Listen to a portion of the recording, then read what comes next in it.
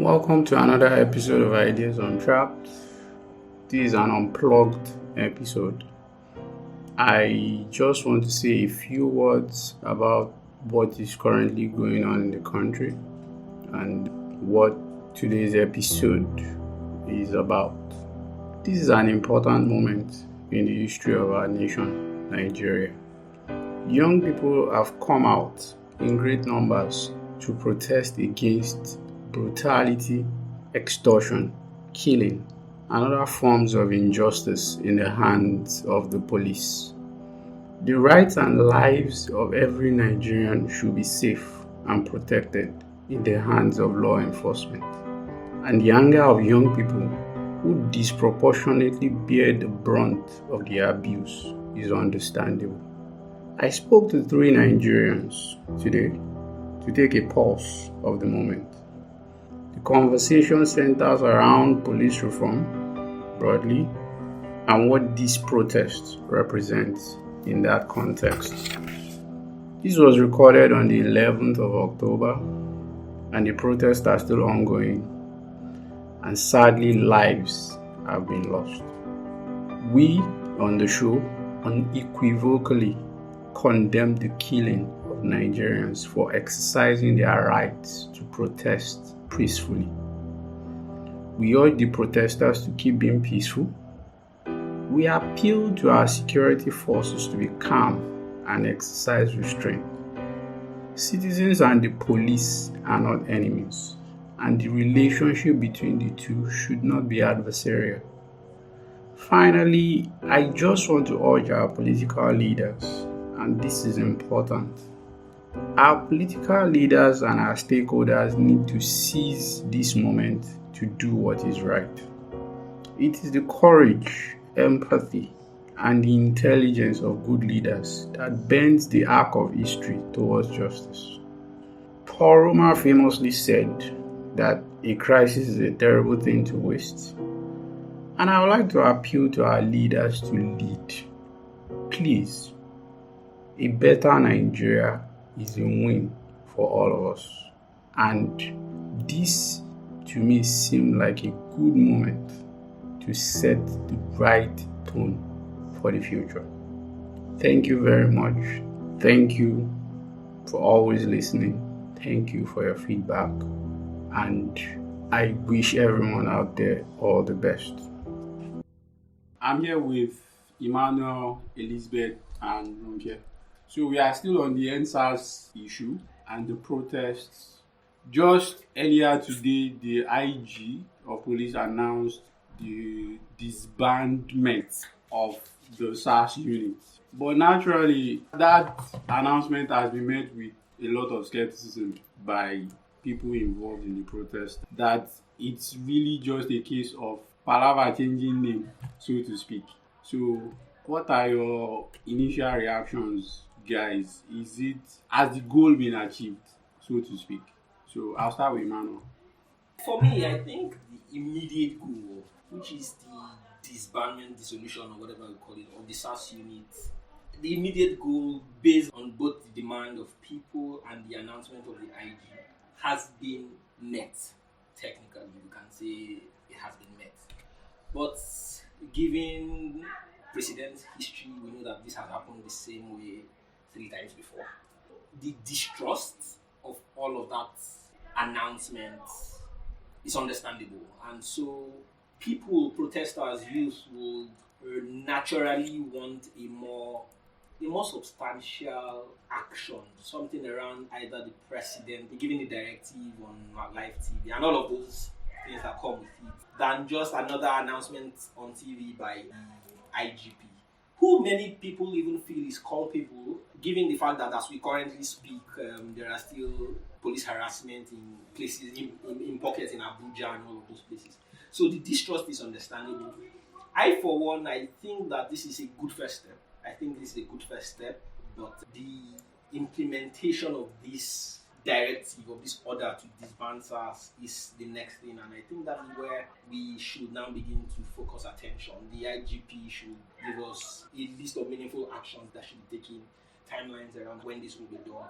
As a precursor, so to speak, to a larger reform of the police or institution of police to end brutality and all of that. But I think technically the simple goal of ending SARS based on this directive has been achieved. But I think we can do more. We can play the optics of this better. The president can come out and make a statement to give weight to the actions of the IG or to the declarations of the IG.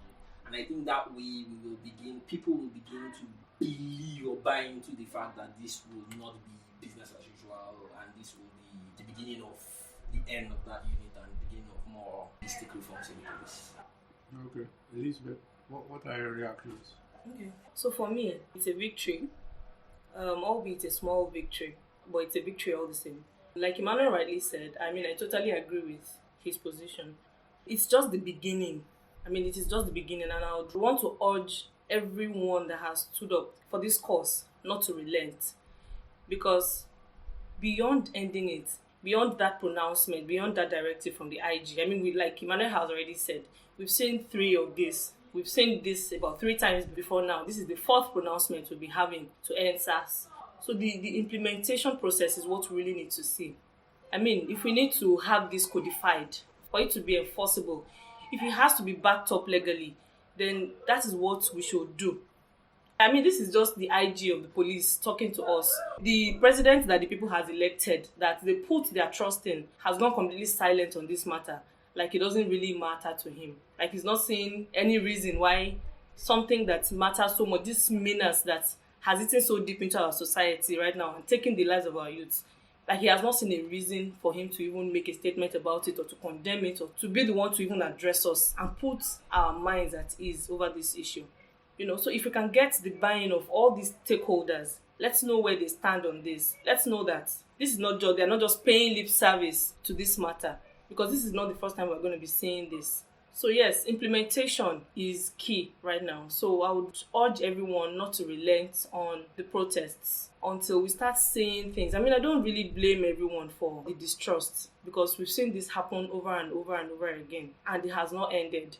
Saying that SARS has been dissolved right now, and then saying that they will also be redeployed to other units of the police department. It is police brutality. It was just called SARS. So the police is still there. Of course, no one is asking the police to go, but we need a holistic reform of the institution of the police, and then let's have the step-by-step process of which these reforms will be implemented, and then our minds can be at rest. It's just the beginning as far as we are concerned. This is just the beginning. This is actually not the end. Okay. All right. I agree with what my friends here have said.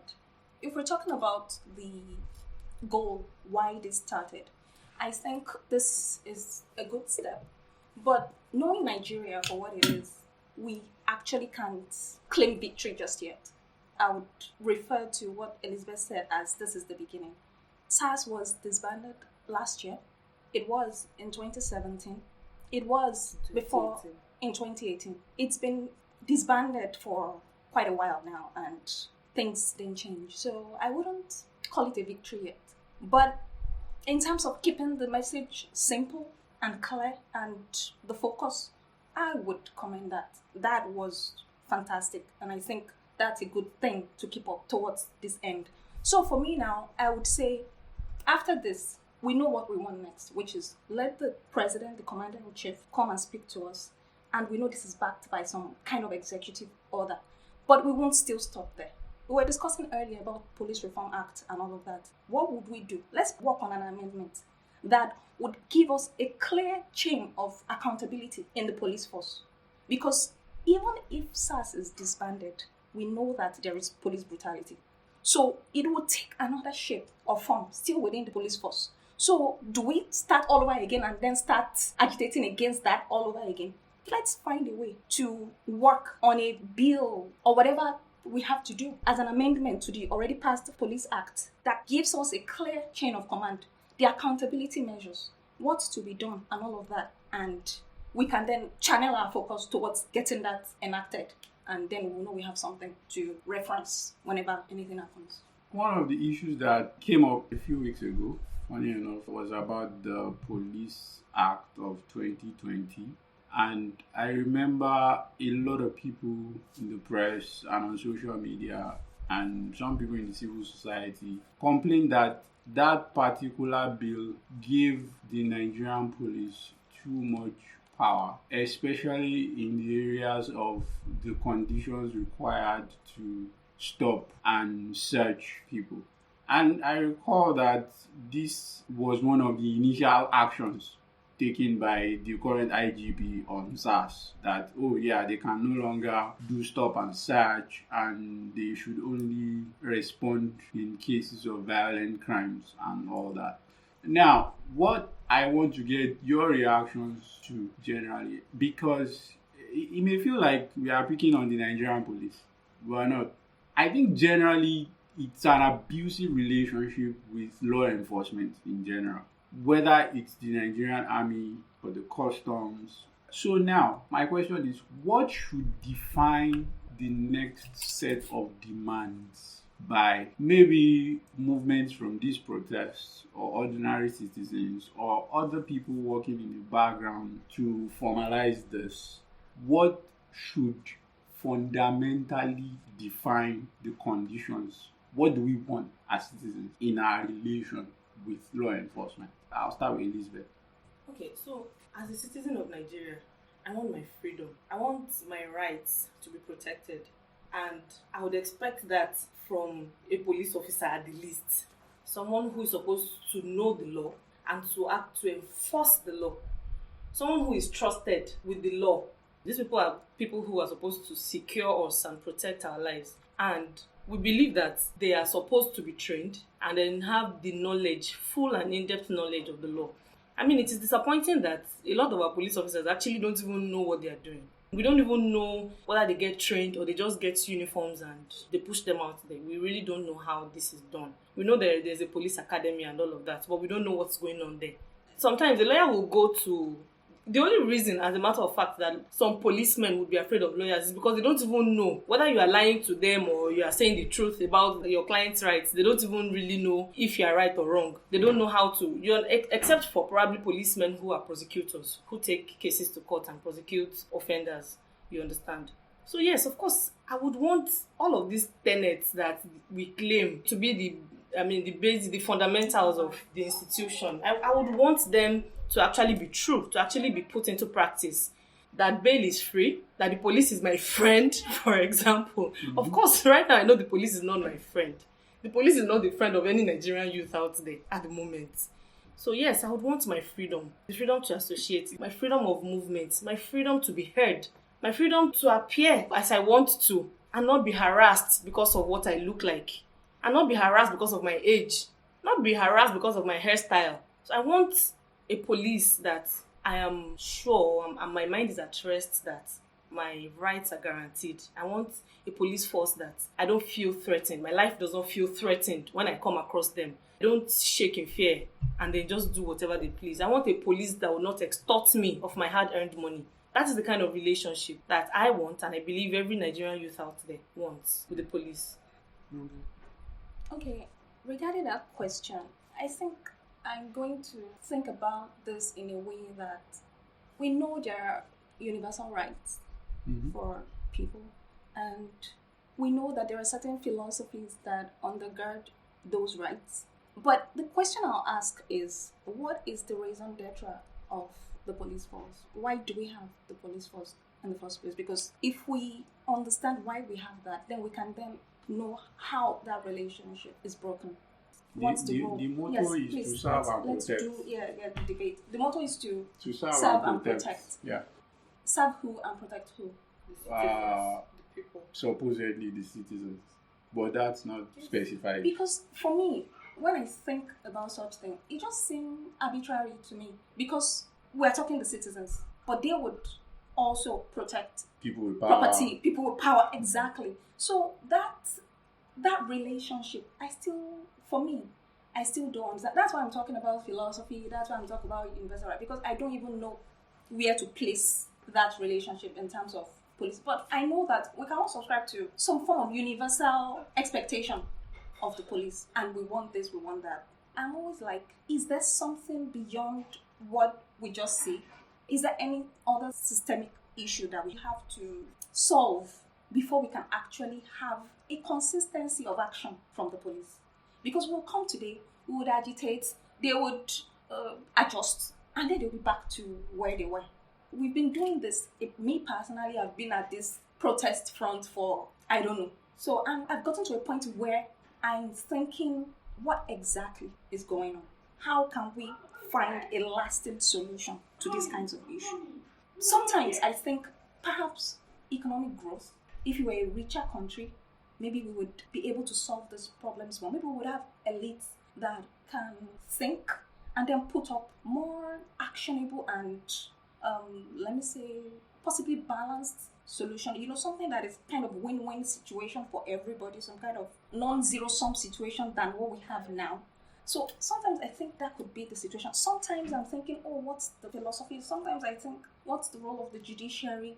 For me, it's still a mishmash of all kinds of things. But yes, people have their rights. We can't deny that. Whether you're the police force, whether you're the military, whatever it is, whether even as a government, because I know the government has the monopoly of violence here, people still have their rights, especially vis-a-vis the government, because you have the monopoly of violence. These people are armless people. They are not armed, they have no guns, they have nothing. So the first order for the police is to harass. It shouldn't be so, except there is no notion of personhood with the people you are interacting with.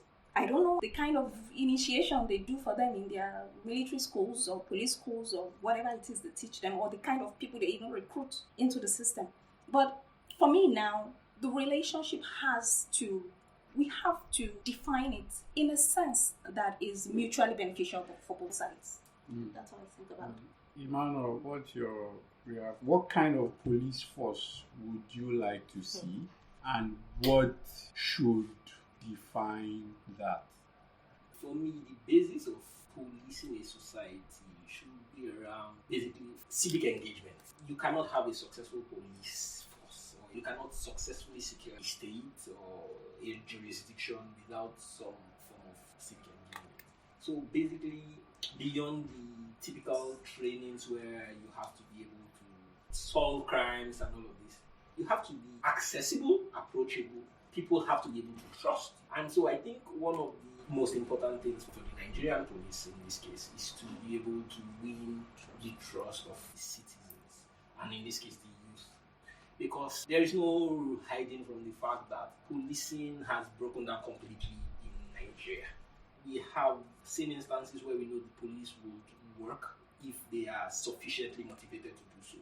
So it is not a function of either they do not have the competencies to do it. And so I think the first thing we should try to do with our police in trying to reform the whole institution and all of that is ensure that they understand that the people they are dealing with are the major stakeholders in their campaign, in their success. Police should be well trained on weapon handling, first of all. I approach a policeman, and beyond fear that he's going to shoot me intentionally, I have to worry that he might shoot me unintentionally. And that is a very, very major problem in Nigeria. People have lost their lives to errors. Accidental discharges, either real or genuine or fake. Errors in handling weapons. In fact, in this protest, somebody died out of stray bullets. These are things you do not hear about so often in the military. And when you hear of it in the military, it is almost always a cover-up. Because they are properly trained, they have a sense of responsibility when they have their weapons on them. And so that should be a very important thing, how to behave yourself when you own the monopoly of violence in a particular interaction.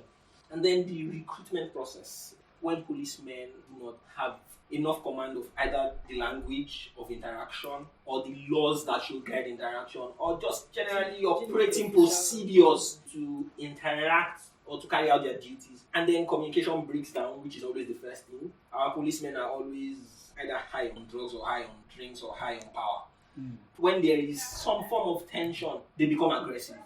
All of those things have to be addressed fundamentally. Policing cannot be effective, cannot be successful if we cannot address simple issues. They must know how to engage people properly. They must have rules of engagement, that they must be trained properly in handling weapons. And as Ronke pointed out, the chain of accountability must be clearly defined. So when there is a problem in an interaction, you can actually run it back over and over to investigate and extract causes, either first courses in this case or secondary courses and all of those things, policemen at the front line should almost be customer service for police. In the way they interact with people, in the way they handle themselves, in the way they even deal with violent crime.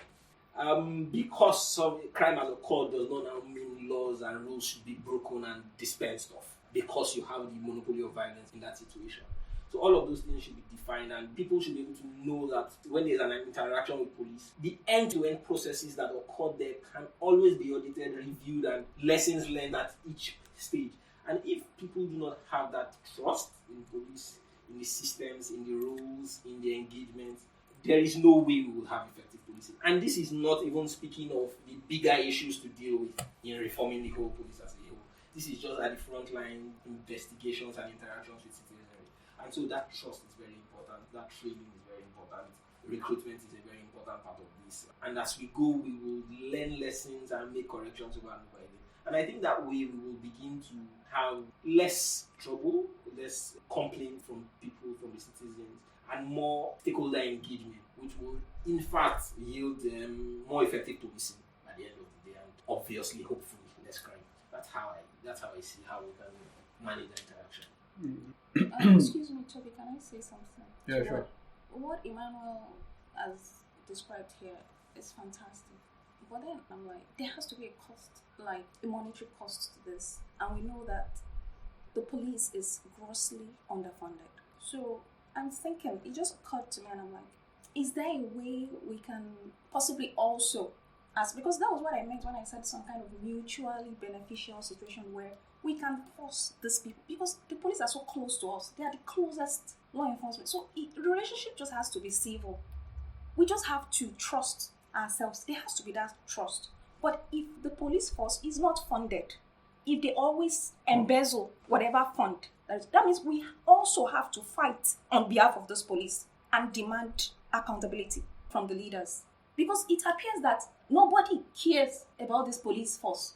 And they are so important to us. They are very, very important to the society. So if we want what Emmanuel described, if we all here want this kind of police we want, this police that is respectful of our rights, that is also respectful of the law, that is friends with us, that we can interact with, that we can depend on, that we can trust, we have to fight for the funding of the same police. Fund their training, put the money where these results would happen. I don't think policemen and women actually earn living wages in Nigeria. I'm not sure if they are part of the minimum wage system, because I know some of them earn less than the minimum wage. So, I'm not even sure the state of their pensions. We just have to If it has not been embezzled at this point. I'm not sure. At this point, of anybody's pensions at this point. Right. So that's a critical issue, and I think we should lean on that a bit. There are some critical things as a government that you should do. And I think I tweeted something about this. Some people got angry with me, but whatever. Providing security for your citizens is part of your core function as a government. Securing the lives and property. Some people accuse me of being too libertarian with this point, but maybe you guys can tell me where I'm wrong. If you have a choice between having a well-funded, a well-trained, and a well-behaved police force, and funding agriculture, for example, I think that by the very definition of the functions of the government, you should fund your police force. Especially if you are in the kind of fiscal position that Nigeria has found itself in the last couple of years. So, and I think the same attitude affects the way things, especially that has to do with government involvement, gets handled in Nigeria. You have a case where you give people agricultural loans, but the road to their farms are terrible. They cannot transport those produce safely. There are no drainages. Some of those farms are flooded as we speak because there are bad roads. But yeah, you want to give them funding to farm. So is it a question of the Nigerian government has misaligned incentives, or they have totally, and anybody can jump in, they have totally lost focus of what the core functions of government should be. I used to have hard copies of the constitution, older constitutions of the 70s, 80s, and almost in the preamble it says the main duties of the government is the security and welfare of the people. I think that says a lot. People cannot thrive if they are not safe. Businesses will not thrive. Legitimate businesses will not thrive. Illegitimate businesses will thrive. And once you have that situation, everything is killed. So securing your state, both externally and internally, should be priority for any government. I think, in fact, that is where a government finds its legitimacy. A government that finds itself in the fiscal constraints that Nigeria finds itself would always be wiser to choose an option that helps to spur and enable other things, where you get easier multipliers. If you fund agric, people are still going to be unsafe, roads are still going to be bad. But if you secure the state, secure the country, people can invest funds to address other issues. And we begin to at least lay the foundations for a more prosperous nation. Of course, we still need the government to make rules. We still need the rules. We still need the external investments. We still need, in some cases, government interventions targeted and all of that. But the first thing is to ensure that people are safe enough, secure enough to even make that decision to either farm, go to school. There can be no economy in places where there is no security. And the Northeast is an example. Even herders cannot herd because there are bandits and all of that. And so it's almost a question that answers itself. And while the people that feel that you should fund agriculture or fund some other manufacturing have a point, but you cannot reap as big a benefit as you would have if you had just secured the state and allowed private funding or even government interventions do the rest, or where policies can intervene. So I think securing the state based on the preambles of the initial constitution we have is almost non-negotiable. It is sacrosanct, and without it, there can be no economic activity, and that's how I see it. I totally agree with Emmanuel. The security first. But now, agric, misplaced priority, that's obviously going on, because if you have limited resources, where do you put your money? You put it where you get the best return. In fact, that's the time you have to be most prudent. I was doing a research in 2013 during Ebola, and I stumbled on this part where there's the Sahara encroachment along the northern border, and I was like, oh, Sahara encroachment, which means a lot of the herders are coming further south to feed their herds and all of that. So a lot of people are moving towards. So there's going to be tension along that border. And I was saying that, if we are not careful, at that time, we hadn't even started this agric push that we later got into. If we're not careful, this is going to result into some kind of problem and all of that. And then 2015, this government came in and started the agriculture policy. So naturally, there's going to be a clash, because agricultural land would expand into the pathways of the herders. And it happened because these people are farming. The herds will come and eat their crops. The herds, that is the corridor through which they feed ordinarily. So these people just come up with policies. They don't think about the second order effect of their policies. They just do things that they feel good about. They just look at it and like, so people have legs, they have ants. Nigeria has many young people. Why can't they go to the village and farm? They should go and farm. And then they start doing all that. That's the way I think they think about policy here. Now, I know that there are in certain circles, I know people say Africa to feed the world and all of that. I get it. People can say Africa should feed the world. All of that can happen. But what of agricultural productivity? Is it about the numbers of people farming or the output coming from the farms? Like Emmanuel said, there are no roads. I was researching about special economic zones a couple of years ago. And Nigeria had been doing special economic zones since it became a thing. Like, not since the inception, but since it became a thing. People started adopting it. 1992. Since 1992. But guess what?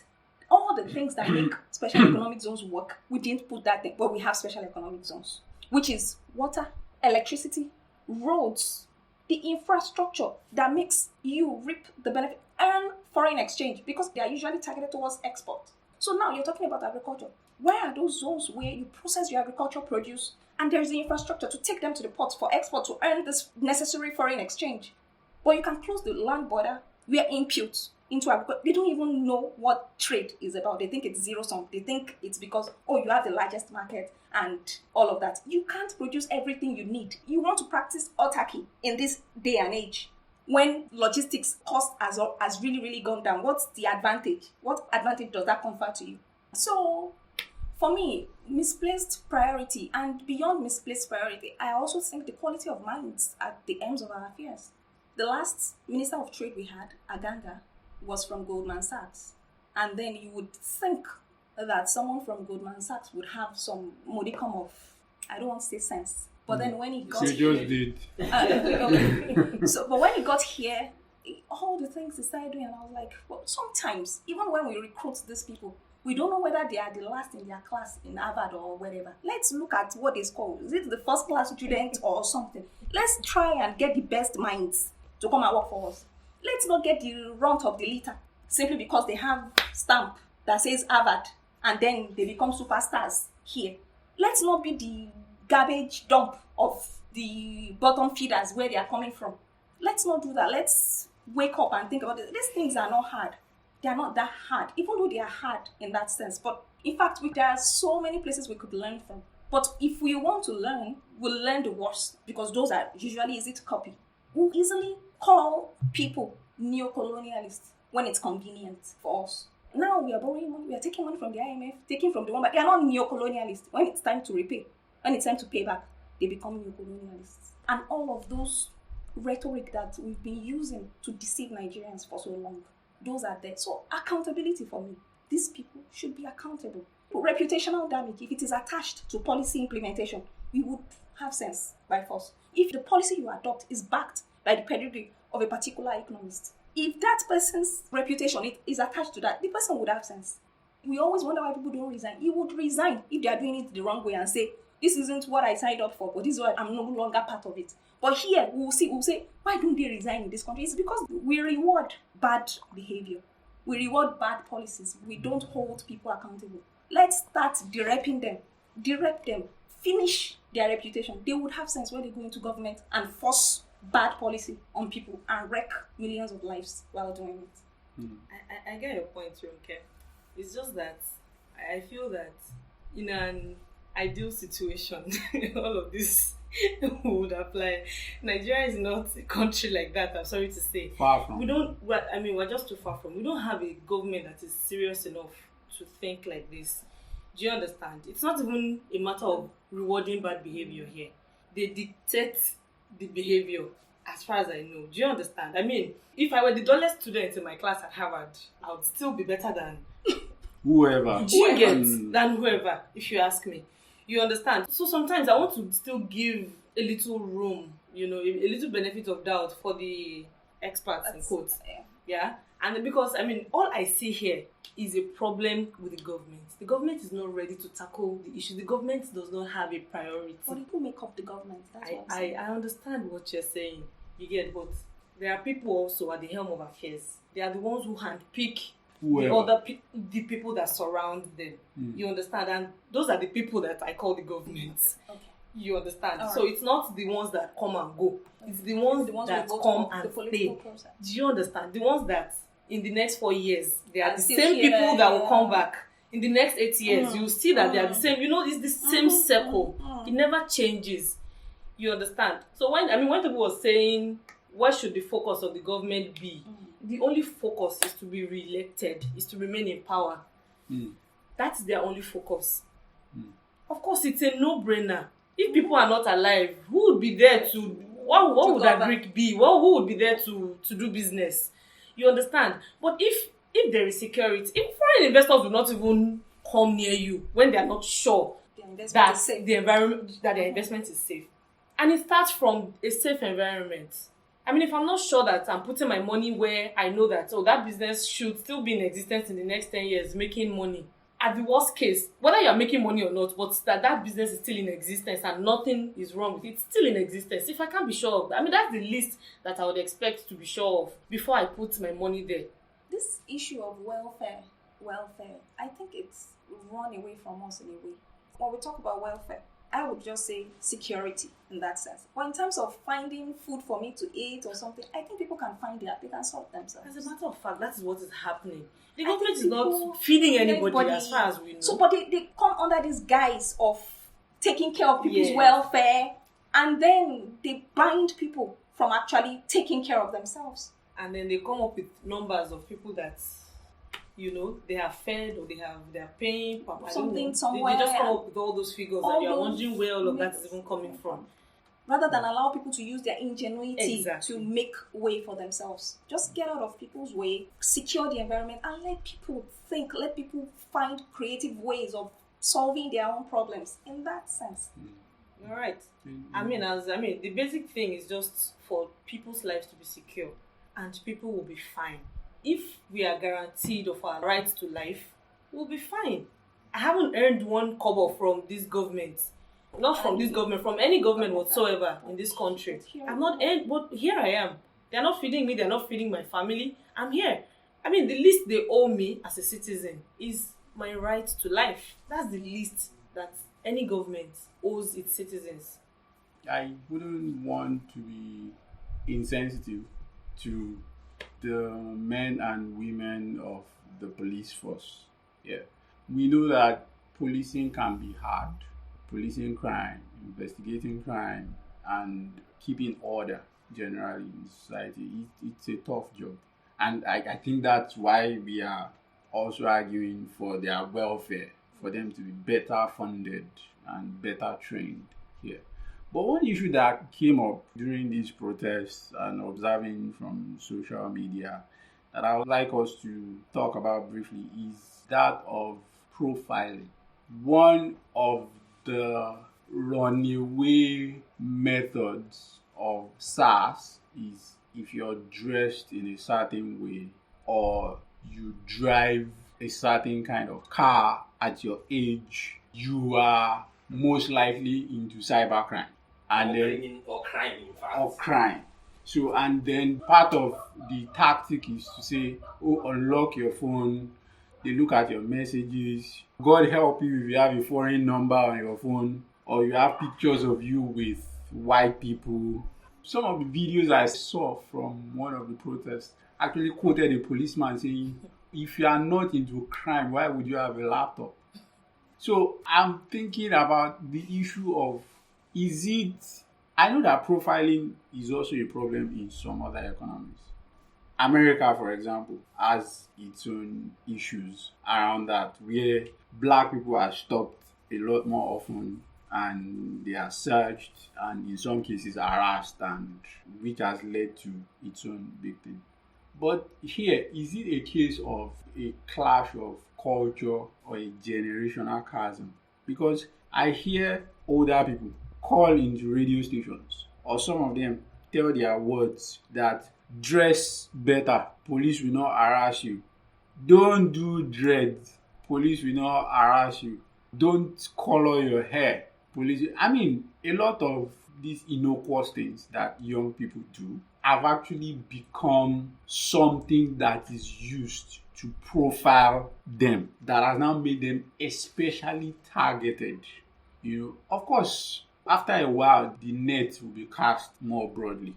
Now you don't even need, SARS does not even need any excuse now to harass you. It's just like flipping a coin and see where it falls. So my question is, does culture and memes and the things that have been permissible in society, does it make policing hard?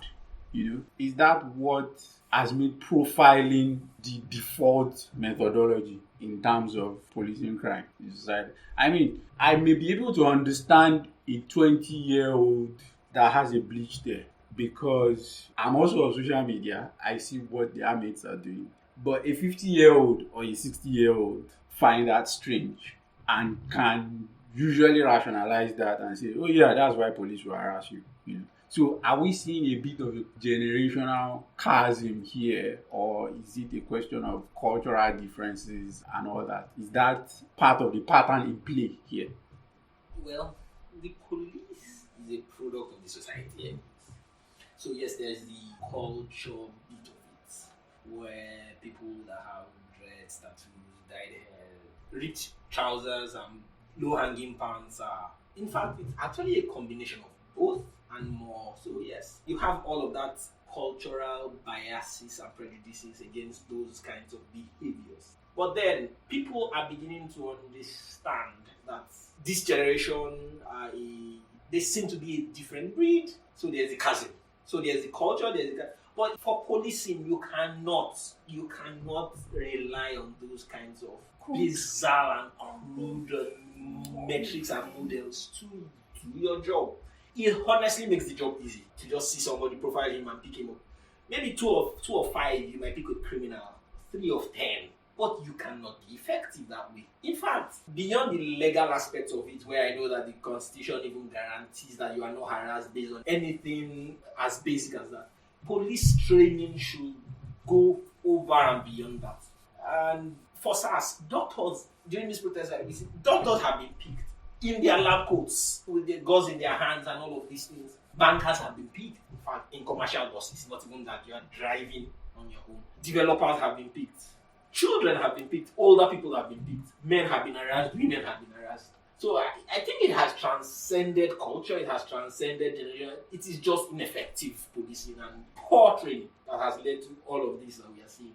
People that have features that can be profiled, they come out from homes. Their parents see them. They may not agree totally, but they are beginning to deal with it. So the culture thing might erode after a while. People might get comfortable and understand that you are not your hair color or you are not your ripped jeans. But you cannot allow your police force to work like that. You cannot, you should not. I think it is war policing, it is everything that is wrong with our police is based on that. What Emmanuel just described reminded me of something I read in Anarchy State and Utopia, Robert Nozick, when he talked about envy. What he just said to me describes a culture of envy within the SARS hierarchy. How is that? You look at people, it's not just dreads anymore. I remember, or tattoos. I remember an experience I had. What made us fall victim was because of the way we looked. We looked like people with money, and that was what made us targets. So what do you call that? Even when people are not doctors, how does a doctor look? How does a banker look? There is something they're doing. The young boy may look somehow, but he has money. At the bottom of it is the fact that he has money he collected illicitly from someone that I want a share of. It's not deterrence. It's not deterring people from being Yahoo boy. It's us taking our own share of the money. So when you get to the doctor, when you get to the developer, oh, you have money now. So my own share. So, but now they come in a way where they are backed by the state, so to speak. So, and then if you are in a country where, when the economy was getting really bad and people were complaining, some people will say, Nigerians should live within their means. Cut your coat according to your size. There is food inflation, they will tell you, go to the farm and farm. If you have such sound bites in the radio, people will start thinking, okay, because people's quality of life is actually getting worse. And then some people that are maybe through their human capital, their skill or something, are able to still find a way to maintain a certain kind of lifestyle. You feel they are robbing you of something and then you need to collect your own. You have the gun anyway, and you have the authority, you have the state as backend. So there is that culture of envy that has emerged that I think is really, really dangerous. And I can see it percolates everywhere. Even the CBN, look at what is happening to banks. When we started banking in this country, after Soludo did what he did with the bank, consolidated them and everything, I knew what banking services was. But look at what banking has turned into in this country, with all the burdens, with all the stifling on the banks. Even sometimes what the state is supposed to do, just pack on cost upon cost upon cost on the banks, as if the way they make money is by magic.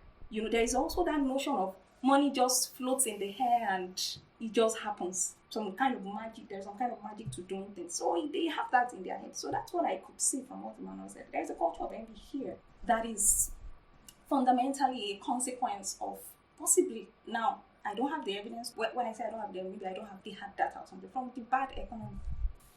Okay, so I agree with what both of you have said. And that's why it takes me back to even ask the question, what is the function of SARS in the first place? Why was SARS even created? Is SARS meant to be chasing after Yahoo boys and all of that. Are they meant to be chasing after non-violent crimes? No. Just makes people easy prey or something, because I don't know if they have the mandate to even arrest Yahoo They people. don't. That's within the powers of the EFCC. They are the ones with the powers to handle financial crimes. It has nothing to do with SARS in the first place. Except they've turned into morality police of sorts. Because When? What Toby said from the question when he talked about the generational chasm and people calling in and saying, "Oh, you got picked because of the way you look." Now we are venturing into some kind of, we have norms, we have social norms, and there are morals attached to some of this thing. We have a conservative society. Yes. So there's also that. But like he also said, or Emmanuel was one that said it, that these kids come from homes. So it appears parents are getting comfortable with it. A kid wears dread doesn't automatically make the kid a bad kid. So if the parents saw it as, maybe it's a phase, it will pass. Because it does pass. The kid might wear dreads today. 6 months down the line, he might just cut it off. It's Even a phase. getting a tattoo, it's just a thing. You get all crazy over it at a point, then you get over it after some time. A lot of people do. So I'm thinking, I don't know, maybe they've found a way to moralize the situation in their own heads or something. Because if someone calls into the radio station and says, "Oh, maybe it's because you looked like this," like they say to women too, then if you got raped, maybe it's because of the way you dressed. Now, those are personal opinions. People can even hold all kinds of personal opinions. But when we're talking about the public institutions, when we're talking about the government, it can't be from people's personal feelings. Because we're talking about institutions here. So it has to be grounded in something more solid than your mere feelings. Because that is not universal. Your feeling, you may feel that someone else might feel differently. And it's only the law, the institution that accounts for what everybody can live with, grounded in something more rational and acceptable by a vast number of people, not just by a person. So that's what. You're absolutely right. We can't pick suspects based on somebody's feeling or suspicion or someone's notion of how you should be dressed and all of that. We don't all have the same notion of, there's no manual to these things. Besides, the law says that everyone is presumed innocent until proven guilty. Why would you just look at someone and then say, especially someone that does not even come before you in any criminal circumstance, so to speak? It doesn't make any sense. That's why I still find it hard to justify what SARS has been doing. It's still hard for me to pin it down to something. It's absolutely unjustifiable. We should be rounding up. State police is something that comes up a lot. Is it one of our hopeful fixes? Will state policing help in this case? I know people talk about state police a lot. That, okay, so if you have SARS and it's not federal SARS, it's state SARS, then it's more accountable, and even at the local government level. And I know there's also the other argument where, and I've heard some respectable people, in this case, on a particular occasion, Femi Falana, say that part of the fear for a state police is that you may have a case where the governor, who is the chief security officer of the state, whatever that means, turns the police to his personal militia of some sorts. And like you said, Elizabeth, these are all election fears, So what are the pros and cons of state police in finding a long-term fix to police brutality and all the accountability issues that you guys have discussed? It's not going to be an easy one, but I believe that as Nigerians, we would have to be the one to create the kind of society we want. Nobody is going to do it for us. The state policing issue is because there are legitimate fears. Sometimes I think of Nigeria as a natural state, in a sense, because of the nature of our politics has not matured to that point where, people and power, the way they use power. But at the same time, we have to start somewhere. And starting somewhere means the accountability chain has to be clear and solid and backed by, in fact, if you would have to get up to the way to the AG in this case, it would have to be. I don't know how we're going to do it. I think we can debate how that would happen here now. But I think some way, somehow, something has to be localized. Because the IGP is so distant from the states. And when you have to address a situation or arrest an emergency, sometimes it takes too long and things can get even worse than they were when they started to wait for the IGP's command. So someone has to be on ground to quell whatever is going on, to take charge, to lead in those instances. It may not be the state. I don't know. Emmanuel, do you have an idea? Well, I have publicly been for state police in the past, and I still think it's a viable option. I still think it's a useful option. State, in fact, if possible, more local and more granular at the local government level. And I think it helps when we want to define accountability. It helps reduce the size of the bureaucracy. It helps with decision making. It's easier to reform and all of those things. So yes, I think at some point I still have a soft spot for defederalizing, so to speak, the police force. And would I still have a federal force, whatever that means? But the chain of command, should it be the governor? Should it be the governor? Because look at the way during this protest, yes, somebody died in Bumusha, for instance. Yes. And the response of the governor of Oyo State was just screaming impotence. Yeah. I do not think we should be in that kind of a situation. Yeah, he actually said they have no control over the police force in their states. That governors do not investigating the circumstance of death. Not even so. It's really a federal. Okay, so it means an offense committed by the SARS cannot be investigated at the at local level. Yes, that's what it means. Because it's FSAS at the moment. Yes. So you want to break all of that. But I know there are some jurisdictions that definitely have state policing and it works for them. There are some that have, I don't know what, but we don't have to reinvent the wheel. We can actually copy working systems elsewhere. But personally, I have a preference for local and state police. The concern of becoming a governor's militia is real. I do not have any sensible response to that because I know it's a real fear. If the federal police can be this messed up, I wonder how a local police that is completely in the hands of a strong man, a governor with all of the powers. In the hands. But we have checks and balances are for the exactly. We have the Ministry of Justice. We have right now. It will take. So I think whatever reforms will happen along those lines, it will take beyond just reforming the police as an institution. It will involve a cultural reorientation. It will involve even electing governors and all of these people. I think it's fundamental to what we are as a country. Because it's a real fear. I still have my preferences for the state and local police. Yeah, Elizabeth, you're a lawyer. You should weigh in here. Like, okay, now we have the Inspector General of Police that is appointed by the president. We have a Minister of Police Affairs. I don't know what that office does. Maybe that makes me ignorant. We have a Police Service Commission, also headed by somebody. What I have seen is that except in circumstances where presidential privileges are granted, there is no other institution that can investigate the police force. I think the only case we've ever seen was the IG being investigated and prosecuted by the EFCC. And we know that presidential privileges were granted. And even after Ribadu left office, he still paid the price. He still did. For daring to. So now, maybe you might not be able to describe for us the complicated morass that we have currently. But ideally, what should it look like? What is the role of the Ministry of Justice in all of this?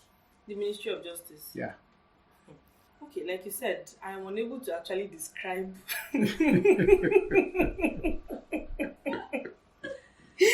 what it looks like at the moment because, okay, so from my little understanding, the Police Service Commission or whatever it is probably only addresses complaints and all of that, and recruitment, yes, which we're not sure about at the moment. I mean, if they don't know what they are doing on earth, is anybody else supposed to know? Absolutely.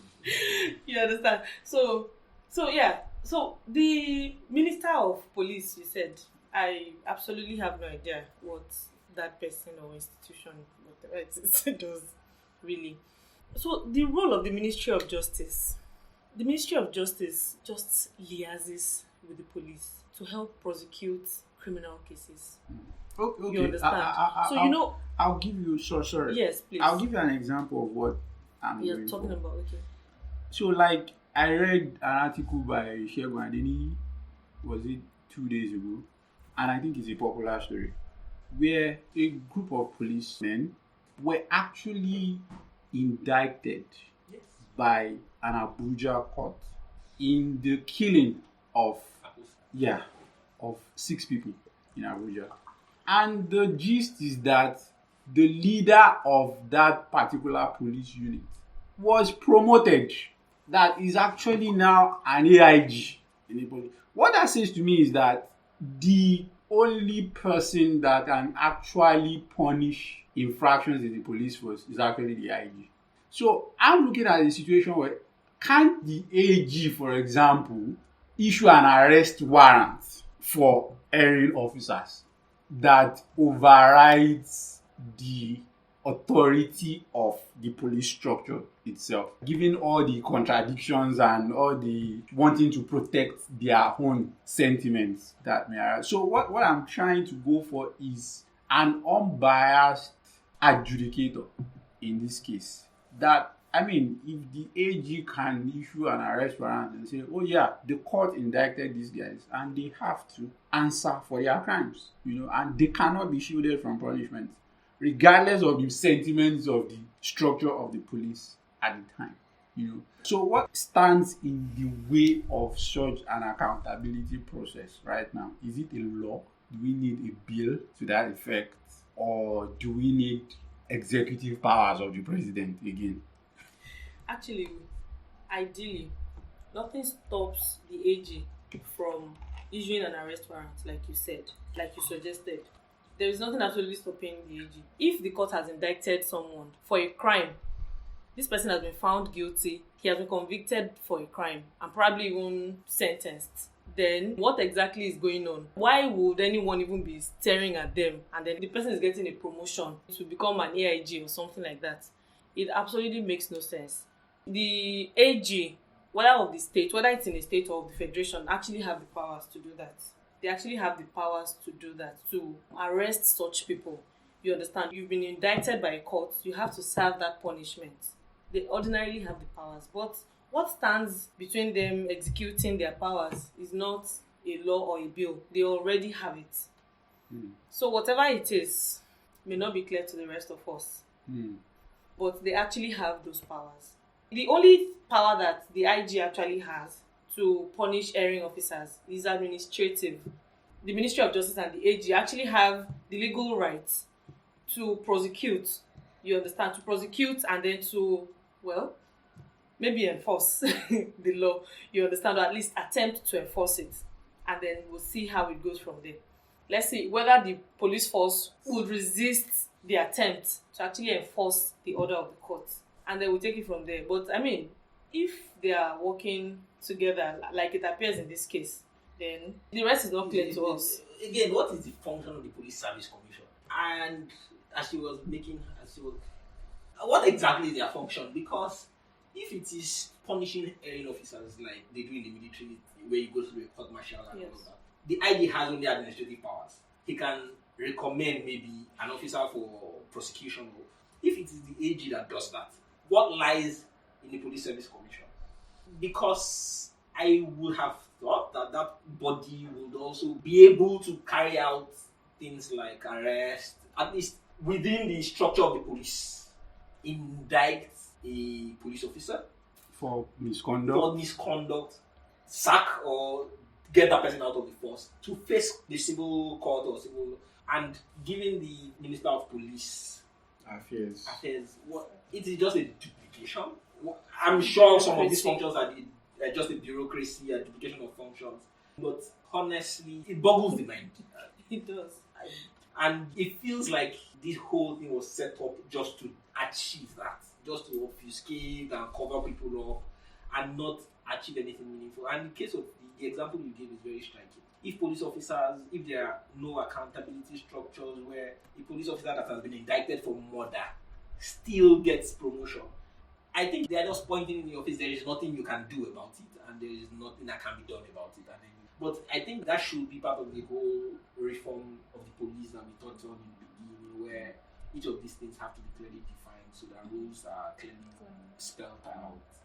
And then we can begin to now understand what each person does, where reporting should and complaints should go to, how officers should be dealt with, processes around that, what the IG is supposed to be able to do, what the governors are supposed to be able to do, what the commissioner of police is supposed to be able to do, where the attorney general's powers regarding the police begin and end, and all of those things. I think it is part of a larger reform that should happen within the police force. And right now, there are no clear answers, but I think it's something that needs to be addressed by the people that that should have enough knowledge to address all of these things. But I think it's a very important point that should be made.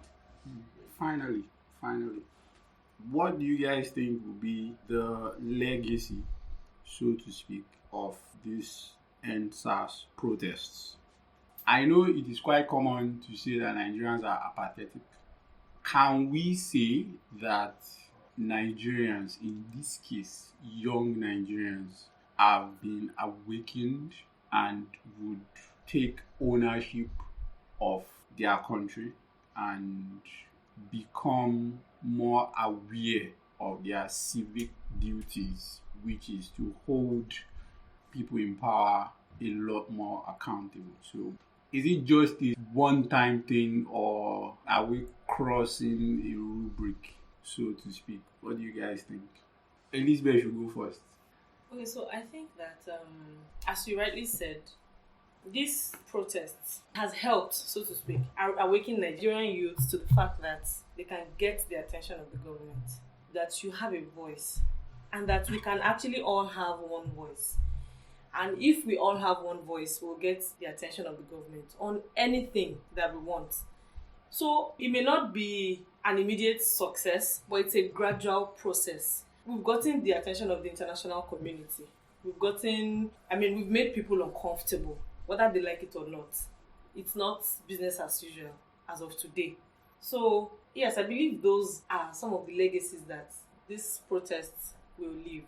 The fact that we can all have one voice and make it heard. If we all have one voice, we can make it heard. So that is one legacy. For me, I think the easy part is protesting. Actual participation in the political process is the thing for me. These young folks, quite younger than us, we are still all young. I love them so much. I like that they are fun, they are playful, they don't take anything seriously. So, and because they've been abused for so long, most people have written them off like these ones that don't do anything. So this is it's a wake-up call. I absolutely love it. In fact, I like everything about their sentiments. We have no leader. We are all leaders. Address us. Nobody's going anywhere. I like the fact that they don't trust anybody. I like their cynicism. I love everything about them. If you want to address us, there is the media houses. Go and address everybody at once. Don't call someone on the side and all that. At least this initial beginning, because what they want is clear. You can't tell me you don't get it. What do you need someone else to represent them for? They are saying they want something. They want to end SARS. What else is there to say? It's clear. I love that. But now, I want them to start getting into local politics. Get into your local government. Now, we have no local government in Lagos. Such that, if anything is happening anywhere, there is nobody to turn to. The legacy of Tinubu in Lagos, where we have no local government now. So if they can get that back, claw some of those powers back to the people, get into local governance, start getting into the process and rewriting these things by yourself. I know it's not easy. It may not even be achieved by them, but getting it started is a way. So what will be the enduring, because these things are hard. Protests, you end SARS, you do all of that. It's hard. Even they would tire out at some point. But where the momentum can keep going is if they can actually get into the process like that. Just segue into the actual local politics grassroots. Run for National Assembly. Some of them, we already know them now. So they should get into that process, because even in developed countries, the politicians get into the system early. That's why by 32, someone is already there. You're already in the party. You're already working. You already know the system. In fact, you're already helping to draft policy. You already see the result of something, what works, what doesn't work. You understand. So by the time you're like 30, and it doesn't mean you can't be doing other things, right?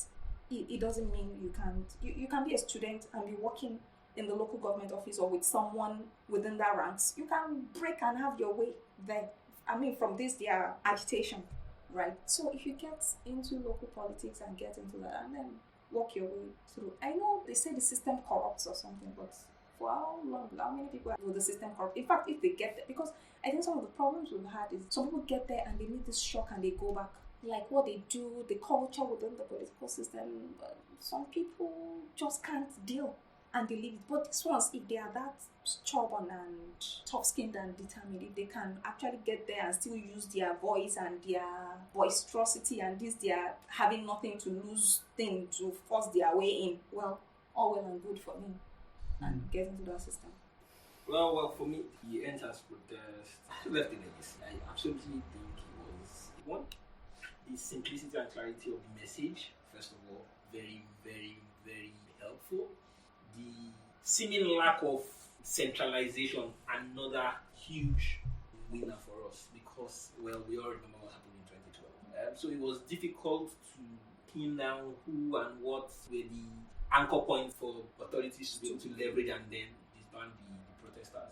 I am one that I believe in the power of protest. I actually think protests are good. In fact, I celebrated when the announcement came because I thought the protest worked. It was simple, it was easy, it was spontaneous, it was decentralized. Just answers. We don't care about the other shenanigans, just end the damn thing.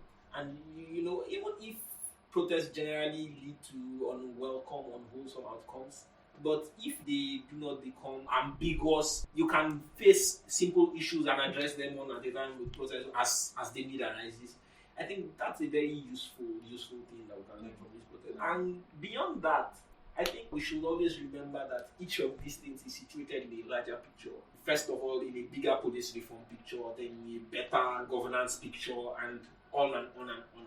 So I think those things are clear. And it was really surprising, pleasantly so, to see that while some people were saying we should reform the institution and all of that, young people were able to come out and say, we will reform the institution, but please, today, we want this done. It shows a very keen sense of awareness that they know what they want. And they might still be powerless in terms of making laws and all of those things. But I know it's a process. I think it's a process, but I think it's a good first step. We can build on this. Government should learn to listen to people, and we should be able to make our messages clear, make our demands clear, make them simple. And if the authorities want to be fed, spoon-fed, there is no better way to feed them than telling them to answers and no stories. There's nothing we want to discuss. It's so simple, it's so clear, it's so direct. I would not go as far as saying it's a pivotal moment, but it's a very noteworthy one. Very, very noteworthy one. And I think we can build on this. And I think young people, obviously, will be the ones that will make all of these things happen. So it's the generation before us and basically giving up. And I think social media has also helped because they can monitor themselves. Absolutely. Unlike during our own time where visibility there was no, some people can just go somewhere and just do. But here they can monitor themselves. They know themselves, and they are so in a way they will just turn on you immediately. They will tell you this one right here now. They will show you the video. This is what is happening here. It helps accountability. Yes, within their ranks as well. Technology, social media has been a very useful tool, and it is of course the young people that know how to maneuver these things. Exactly. So I think it's a very noteworthy moment, and I think going forward, if you can leverage on this model, maybe we can begin to get some have some kind of but in Nigeria. All right. My silence is All right. Thank you so much, guys. It's been fun talking to you. Thank you. Thank you, Ronke, Elizabeth, Emmanuel.